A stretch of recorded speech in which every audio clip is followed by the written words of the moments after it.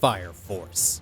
I love self-explanatory titles. It saves me from having to describe what the show is about.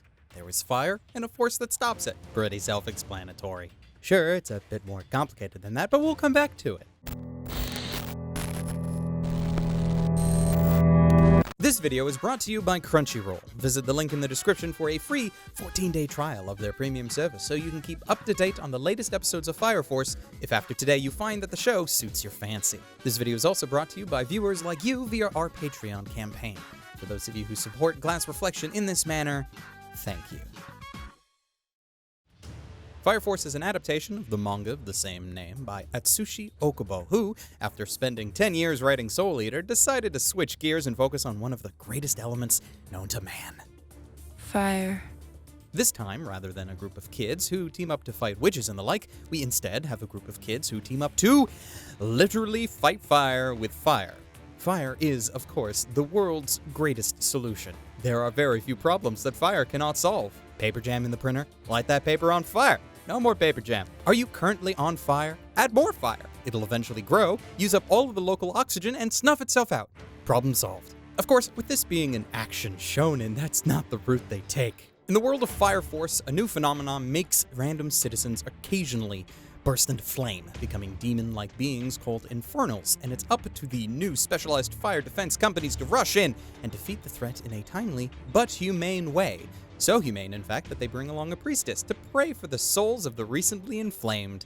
How very Chrono Crusade of them. Not that anybody gets that reference. Unlike a traditional fire department, the fire companies are made up of pyrotechnic humans, people who have gained fire-controlling abilities instead of just combusting themselves. Their abilities vary widely, from straight-up fire control to wielding plasma in blade form, to just having jet feet and giving the Infernals a good old boot to the head.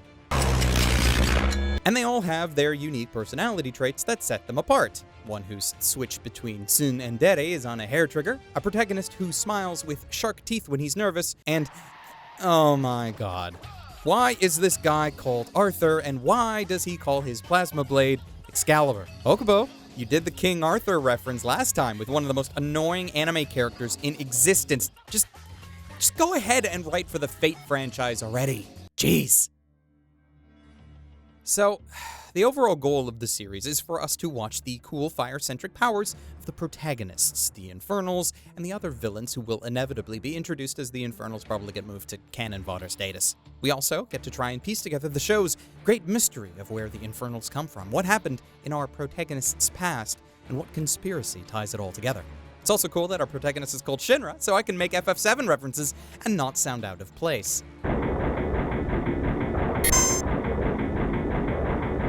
Shinra's family ended up being burned to death in a fire that coincided with the appearance of his powers. However, both he and the story at large don't place the blame on that as the cause for their deaths. Instead, there's a lot of nebulous inferences that there's something far more sinister going on, and that no one wants to talk about it, not even the firefighter that saved his life as a child. 年間に何件の火事が起こるか知っているかね? 申し訳ないが、12年も前のことは覚えていないな。 The day Bison graced your village was the most important day of your life.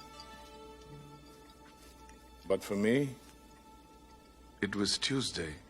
But it's hard to get a grip on what's going on so far. There's a lot about what's been happening that's been left purposefully unclear. Thankfully, the production of the series makes up for a lot. The production is being handled by David Productions, of all studios. Well, I can't fault the House of JoJo for pretty much anything here. I do have to register my surprise at how well they are emulating Okubo's style. If I didn't look at the production credits for this series, I would have mistakenly bet quite a bit of money that the production was being handled over at Bones, considering there is so much of the style here that's identical to their previous work. From an animation standpoint, so much of the show's style screams that it is indeed from the maker of Soul Eater, yet Bones has nothing to do with the project. Not even for key animation or the like. It's actually quite impressive that they've been able to emulate the styles so well. Well, maybe if the demand for a Brotherhood-like remake of Soul Eater ever becomes a possibility, David Productions might be a viable choice. Sure, that's more of a pipe dream, but let me dream.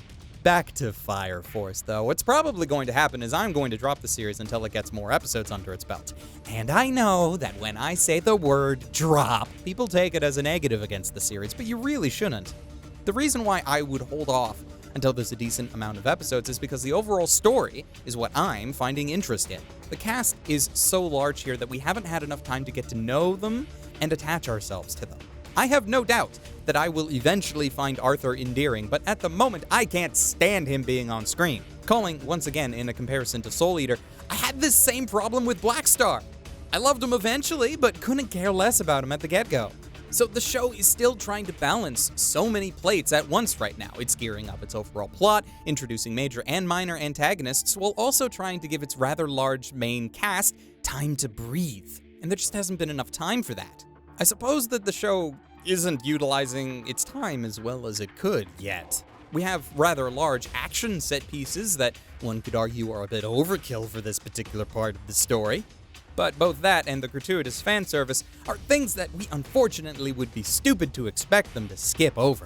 The action because, my god, it looks good, and the fan service because, well, fan service.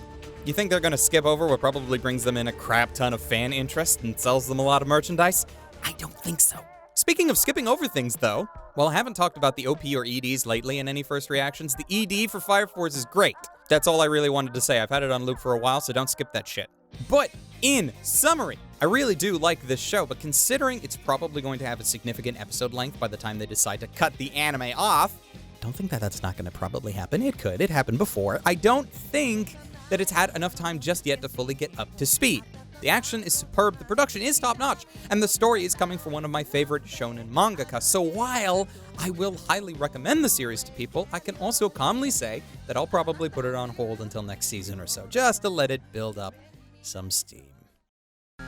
Thank you for joining me in this quick discussion. There will be links down in the description should you require them, as well as a 14-day trial from our good friends over at Crunchyroll for their premium service if you find yourself in need of it. Let me know down in the comments what you have been following this season, and hopefully we will talk about it in a future video. But a big thank you to all of my patrons who make these videos possible, and until next time, watch more anime and stay frosty.